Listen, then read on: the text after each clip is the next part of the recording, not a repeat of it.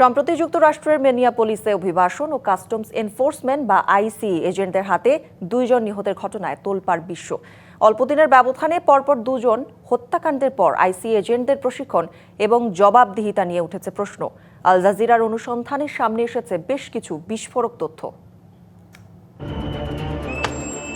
চলতি মাসে যুক্তরাষ্ট্রের মিনেসোটা অঙ্গরাজ্যের মিনিয়াপলিসে অভিবাসন কর্মকর্তাদের গুলিতে আলাদা ঘটনায় নিহত হন 2 জন। এসব ঘটনায় নতুন করে প্রশ্ন উঠেছে অভিবাসন কর্মকর্তা আইসিই এর জবাবদিহিতা নিয়ে।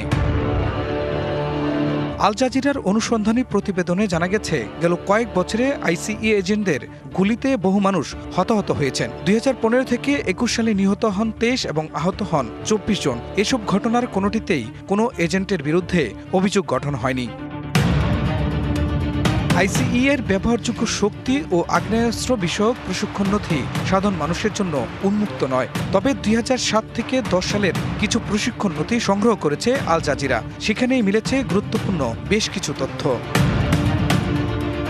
নথিতে উল্লেখ রয়েছে, এজেন্টদের শেখানো হয় কিভাবে অপ্রয়োজনীয় ঝুঁকি না নিয়ে দ্রুত শক্তি প্রয়োগ করতে হয়। এমনকি গুলি চালানোর আগে সতর্কতা দেয়া অনেক সময় অপ্রয়োজনীয় ঝুঁকি তৈরি করতে পারে বলেও উল্লেখ করা হয় নথিতে।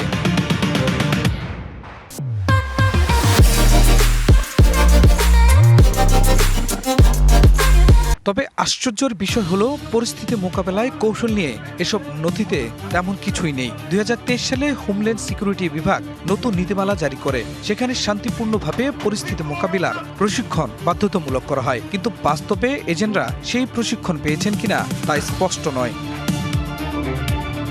চতুর্থ সংশোধনীর আওতায় কিভাবে কাজ করলে আইনি ঝুঁকি কমে তাও শেখানো হয় প্রশিক্ষণে। এছাড়া ফেডারেল এজেন্টরা কোয়ালিফাইড ইমিউনিটির সুবিধা পান, যা তাদের আইনি দায় থেকে অনেকাংশে রক্ষা করে।